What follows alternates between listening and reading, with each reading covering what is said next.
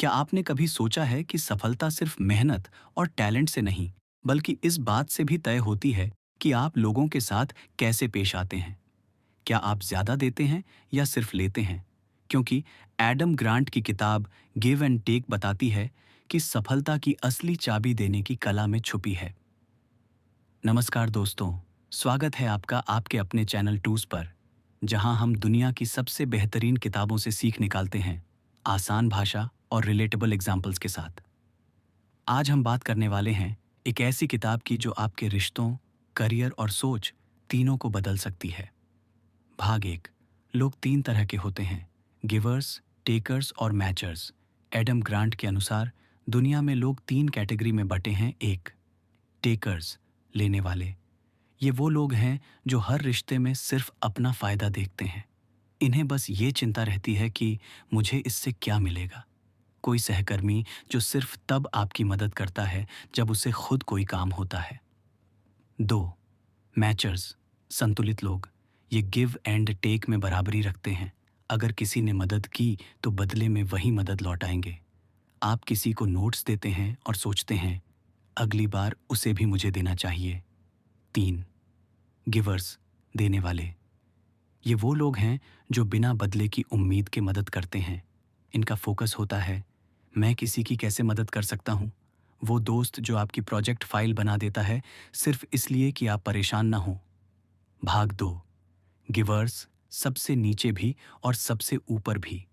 क्यों होते हैं? ग्रांट कहते हैं कि गिवर्स दो तरह के नतीजे पाते हैं, कुछ सबसे असफल और कुछ सबसे सफल बनते हैं। यानी गिवर्स या तो सबसे नीचे गिरते हैं या सबसे ऊपर पहुंचते हैं। क्यों? क्योंकि कुछ गिवर्स बिना सीमाओं के देते हैं, सबका काम करते करते खुद थक जाते हैं। लेकिन जो समझदारी से देते हैं वो नेटवर्क, ट्रस्ट और रिस्पेक्ट जीत लेते हैं। अगर आप हर किसी की मदद बिना ना कह करते रहेंगे तो लोग आपको ग्रांटेड मान लेंगे। लेकिन अगर आप सही समय पर सही लोगों की जेन्युइन मदद करेंगे तो वही लोग आपके सबसे बड़े सपोर्टर बन जाएंगे। भाग तीन, गिवर्स सफल कैसे बनते हैं। एक, नेटवर्किंग पावर। गिवर्स दूसरों की मदद करते हैं, कनेक्ट करते हैं और ट्रस्ट कमाते हैं। रिजल्ट, उनका नेटवर्क सबसे मजबूत बनता है। किसी को नौकरी दिलाने में मदद करने से आप खुद फ्यूचर में उसके नेटवर्क का हिस्सा बन जाते हैं। दो, लर्निंग बाय हेल्पिंग। जब आप किसी की प्रॉब्लम सॉल्व करते हैं आप खुद भी नए पर्सपेक्टिव सीखते हैं। यानी हर बार मदद करना खुद को इम्प्रूव करना है।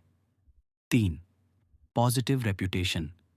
गिवर्स की रेप्यूटेशन हेल्पफुल और जेन्युइन लोगों की बनती है, और वही ट्रस्ट उन्हें लॉन्ग टर्म सक्सेस देता है, चाहे वो बिजनेस हो या फ्रेंडशिप।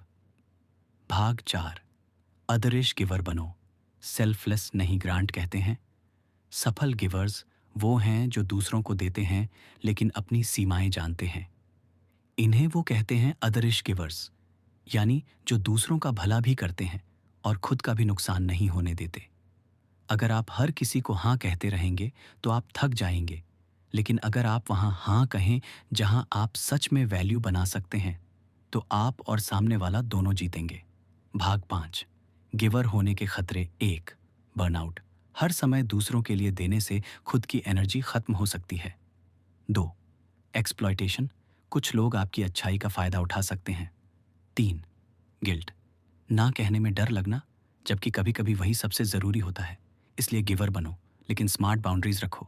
हर मदद ज़रूरी नहीं होती, कुछ मददें खुद को कमज़ोर कर देती हैं। भाग छः, कैसे अपनाएं गिव एंड टेक का नियम।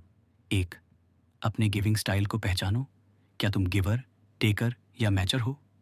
दो, रोज़ कम से कम एक व्यक्ति की सच्चे दिल से मदद करो। तीन, हाँ कहने से पहले सोचो कि क्या यह सच में वैल्यू देगा या बस टाइम लेगा। चार, दूसरों को जोड़ो। दो ऐसे लोगों को मिलाओ जो एक दूसरे की मदद कर सकते हैं। पाँच, वीक टाइज, यानी दूर के कॉन्टैक्ट्स को भी वैल्यू दो। कई बार वहीं से नए मौके आते हैं। लिंक्डइन पर किसी की पोस्ट पर थॉटफुल कमेंट करना भी एक गिविंग एक्ट है जो फ्यूचर में डोर खोल सकता है। भाग सात, लाइफ लेसन।